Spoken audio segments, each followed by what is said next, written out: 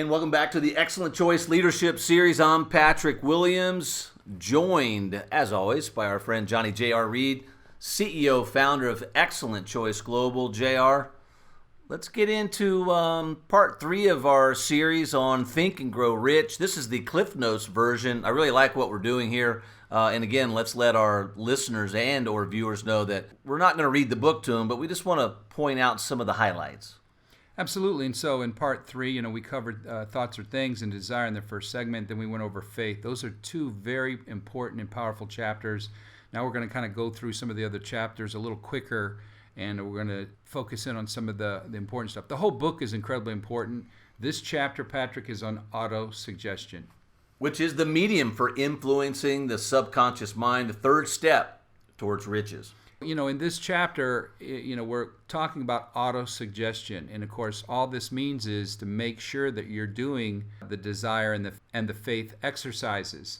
So autosuggestion is you're kind of tricking the mind there. You're planting seeds of positivity, right? Of growth, of becoming successful, repeating aloud in the direction you want your life to go. So it's important to understand that with the autosuggestion chapter, this business is something amazing, right? Xcellent Choice has all the key components to becoming successful. It's got, multiple $100 billion industries. It's got, an incredible compensation strategy.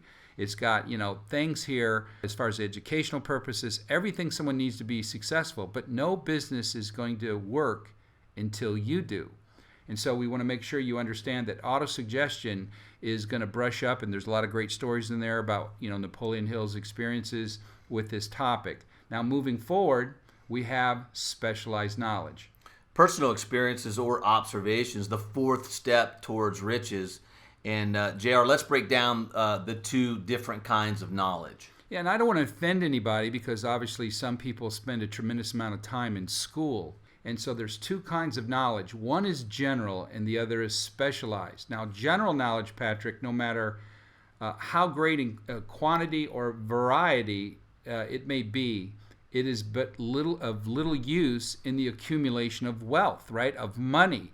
And so, that's what Xcellent Choice is all about, giving people specialized knowledge on how to become successful. I remember when I graduated school, I was only 17 years old, and I went into the United States Marine Corps, and I got some specialized knowledge there. And then I went back into corporate America, and I worked for one of the biggest Japanese companies in the world for many years. And then I decided to go back to school. But then I noticed that they were just teaching more of the other stuff that wasn't really relevant to my career. And of course, going back to school is when I kind of got roped into this type of business opportunity where now I was having multimillionaires teach me how to be successful. And so regardless of whatever the occupation is, even the Michael Jordans of the world had a coach. Everybody has to have a mentor, and the mentors are teaching people specialized knowledge on how to become successful. So some of the specialized knowledge is teamwork, leadership, and success. And success isn't just measured in money. So when you have the specialized knowledge and then you apply it to a vehicle like Xcellent Choice, your life can really transform. All right, JR, now let's move on to imagination, the workshop of the mind, the 5th step towards riches. And there are 2 forms of imagination. Number 1, synthetic imagination, and number 2, creative imagination. Let's start with number 1, synthetic. Well, that's somebody that can invent something from scratch, and that's not really relevant here. That's not going to help you become successful. Not to say that people invent stuff can become successful, but even if you have a great product, you've got to take it to market. And so that's usually the people that really get successful, and you don't hear about it, is the people that market a product. Now, creative imagination, Patrick, that is, how you learn to transmute your ideas into cash. And so that's where you got to learn to think on your feet. And so, as you build a sales force, there's many things that come at you simultaneously. Now remember, it's still fun. You can do it on a part-time basis, but it's not just recruiting people, right? If you just spend your time learning how to recruit people, somebody's got to train them, right? And once they're training, they start to grow. And then you have different time zones, and you have many things where you got to think on your feet. So learning about the creative imagination process is vital to growing a sales force or growing a team in Xcellent Choice. JR, let's move on now to organized planning, the crystallization of desire, the sixth step towards riches. And most leaders, as you will attest, begin as followers. Especially in this industry, it's all leaders in the networking industry begin as followers. And so you can't be a great coach unless you are a great student first. And of course, forming your mastermind alliance is imperative. And that's taking a group of people and forming an alliance with them where together you're much stronger than any one individual. And when you talk about organized planning a little deeper, let's discuss the major attributes of leadership. If I can run down through these, JR. Unwavering courage, self-control, a keen sense of justice, definiteness of decision, definiteness of plans, the habit of doing more than paid for, a pleasing personality, sympathy and understanding, mastery of detail, willingness to assume full responsibility, and cooperation. Now remember, this all falls underneath organized planning.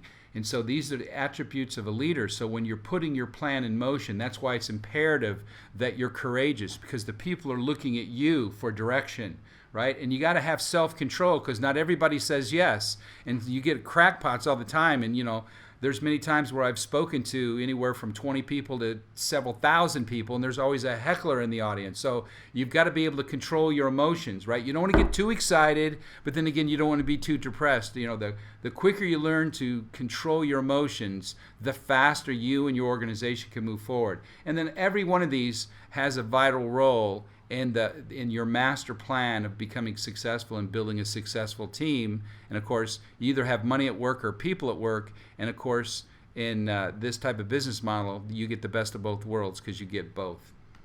JR, so let's go to the flip side of that card, and that's 10 major causes of failure in leadership. Inability to organize details, too busy equals inefficiency, unwillingness to render humble service, expectation of pay for what they know instead of what they do with which they know, fear of competition from followers, lack of imagination, selflessness, intemperance, disloyalty, emphasis on the authority of leadership, emphasis of title. And I know, I think you already know what I'm going to ask you, but tell me the one. They're all bad, but give me the one that's just an organizational killer. Just the wrong attitude. It combines a lot of these people that run around and throw their title in people's face, or how much money they're making, or don't you know who I am? People don't want to follow those kind of people. The greatest leaders in this industry, Patrick, are the nicest people on the planet. They make a lot of money, but they're incredibly humble. People want to be around them. People want to spend time with them. And that's why they get on the planes and spend the money, is they look forward to a true leader. And, the good book says, the meek shall inherit the earth. It doesn't say the weak. It just says the people that have success are humble. And that's what, a good leader is all about. So if I had to pick one out of these, I would probably just say a person that wants to get paid for what they know instead of what they do. And so, they want to strut around talking about how great they are, but they don't help anybody. And so that is not, in my opinion, that's the worst kind of leadership possible. They're all bad. I don't like to focus on them, but I do have to address them from time to time. All right, JR, this is my favorite, the seventh step towards riches, the mastery of procrastination. I posted something in paraphrase form on Facebook, and I had 3 or 4 people IM me and said, you don't know how much I needed to read what you put on your Facebook today. So that was pretty cool. But it was basically this. Napoleon Hill, the analysis of over 25,000 men and women who had experienced failure, disclosed the fact that lack of decision was near the head of the list of 31 major causes of failure. Procrastination, the opposite of decision, is the common enemy which practically every man or woman must conquer.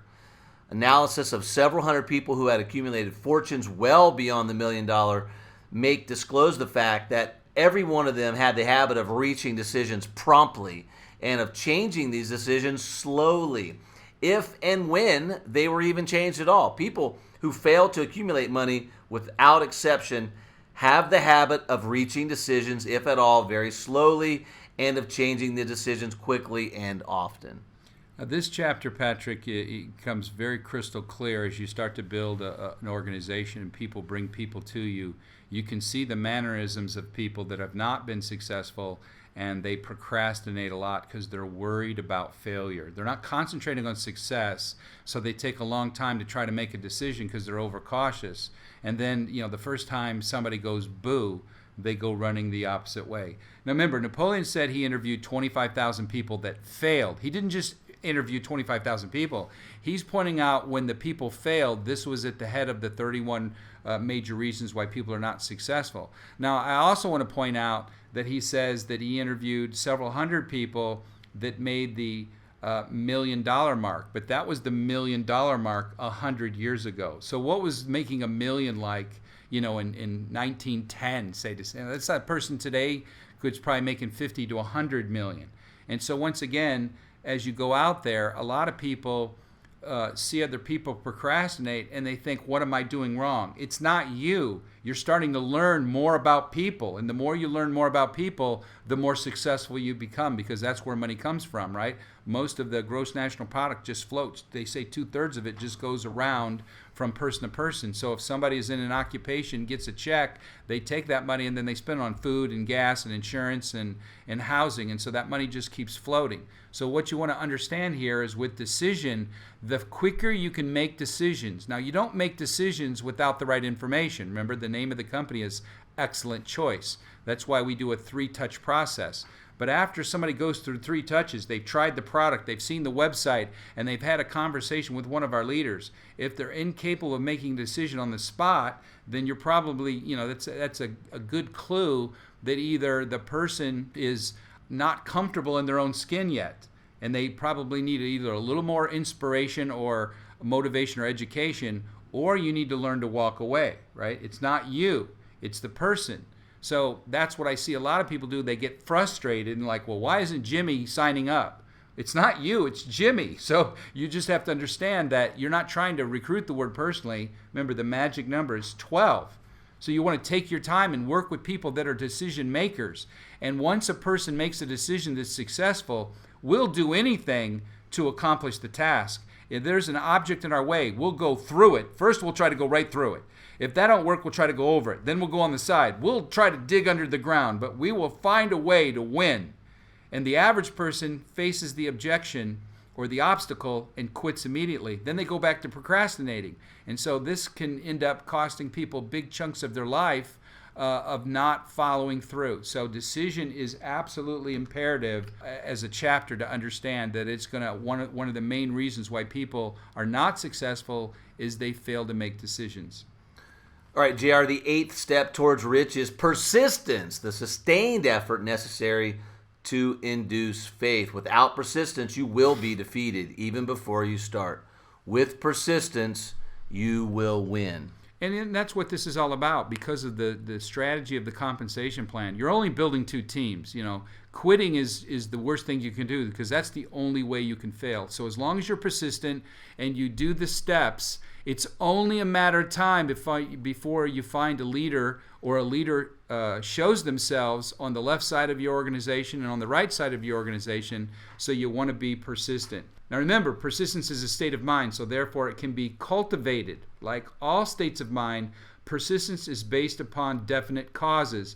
Among these are definite of purpose, desire, self-reliance, plans, accurate knowledge, cooperation, willpower, and the most important one, habit. JR, power of the mastermind, the driving force, the 9th step towards riches. And I know we touched on that a little bit earlier, but Carnegie's mastermind was 50 people, and great power can be accumulated through no other principle. Now remember, Carnegie was the first recorded billionaire. You do not need 50 people in your mastermind group in Excellent Choice. You need your 12.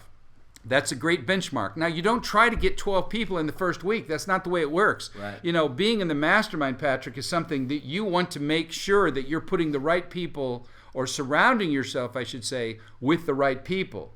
And so it's kind of like a little club where you give them inside information and you move forward as a unit. So you need to surround yourself with the proper people. And unless you're already really successful, that's going to take some time. Some people can eventually form their mastermind group in 6 weeks. Some people can do it in 6 months. For my mastermind group, when I join normal companies, it takes me a long time. And, it's not like I'm trying to not form a mastermind group. And when you start to understand and read through the chapter, this is one of the key elements that all successful people have, is they've surrounded themselves with the right people. Remember, happiness is found in doing, not merely in possessing. Remember, you're supposed to be having fun, right? You're on a journey. The journey doesn't end in 2 weeks or 2 months. This is a journey to change your life. And, if you're like me and you start to make a lot of money because you built a big group, it kind of gets in your blood. And it's the greatest thing in the world to belong to an organization where you change lives, because that's the nature of home-based business. And here at Excellent Choice, our products have a great impact on people on a health and wellness basis. And then, of course, the compensation strategy, our financial rewards, absolutely can change a person's life. And 90 days is a great benchmark. JR, thanks for your time again. Another excellent segment here in the Excellent Choice Leadership series. We're talking Think and Grow Rich by Napoleon Hill. More Think and Grow Rich coming up in the next segment.